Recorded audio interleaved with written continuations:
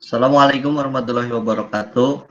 Kami di sini akan menjelaskan hasil diskusi kami mengenai masalah yang ada di sekitar kita dan metode penyelesaiannya.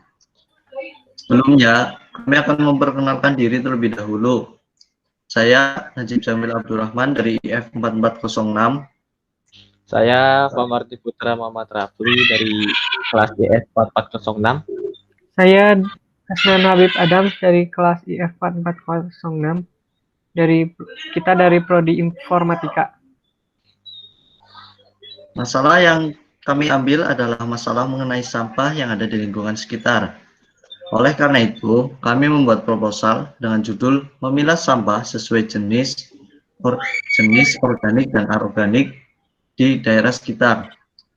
Latar belakang dari masalah ini adalah karena sampah merupakan suatu buangan atau sisa dari satu hal yang tidak layak lagi untuk digunakan. Pada dasarnya, jenis sampah dibagi ke dalam dua kelompok, yaitu sampah organik dan sampah non-organik. Kedua jenis sampah inilah yang sebenarnya disarankan untuk dipisahkan. Perbedaan yang paling mendasar dari kedua jenis sampah ini adalah waktu yang dibutuhkan untuk terurai. Sampah organik merupakan jenis barang yang relatif cepat mengalami penguraian. Sebaliknya, sampah non-organik itu sulit untuk diuraikan. Sampah organik dapat terurai meski dibuang begitu saja dan akan hilang dengan sendirinya. Contoh sampah organik diantaranya adalah sisa makanan, kulit buah, sisa masakan dari dapur, dan daun-daunan. Biasanya jenis sampah ini dapat diolah kembali menjadi pakan ternak, biogas, bahkan pupuk. Sebaliknya, sampah non-organik biasanya akan sulit terurai. Contoh dari sampah non-organik adalah botol minuman, plastik, dan kaleng. Sampah ini tidak akan hancur dalam waktu yang lama meski dibakar sekalipun. Namun, sampah non-organik ternyata masih memiliki nilai ekonomis dan dapat dimanfaatkan kembali menjadi yang lebih terpakai. Dengan memisahkan pembuangan kedua jenis sampah ini, nyatanya bisa membantu mencegah terjadinya penumpukan sampah. Selain itu, memisahkan sampah organik dan non-organik bisa memudahkan pemilihan dan penggunaan kembali jenis sampah sesuai dengan kegunaannya. Selanjutnya, ada tujuan kegiatan. Tujuan kegiatan kami itu ada dua. Yang pertama itu mempercepat proses penguraian sampah dan meningkatkan kebersihan sampah serta mengurangi jumlah sampah.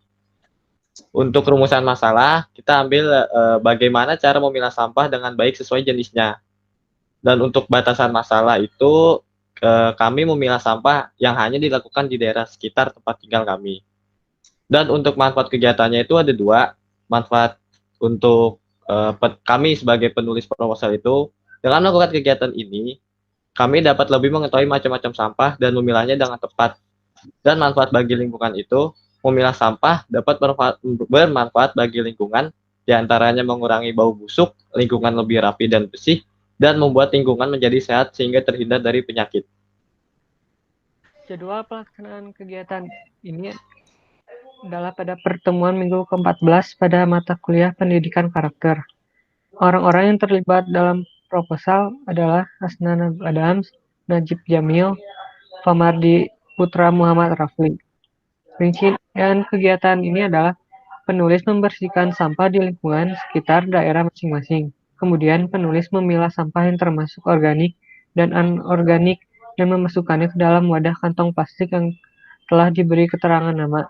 Setelah sampah dipilah cukup banyak, sampah organik dapat dimanfaatkan sebagai pupuk dengan cara menimbun sampah tersebut di dalam tanah supaya tanah lebih subur, sedangkan sampah anorganik dapat dimanfaatkan dengan menggunakan metode 3R, yaitu reduce, reuse, dan recycle.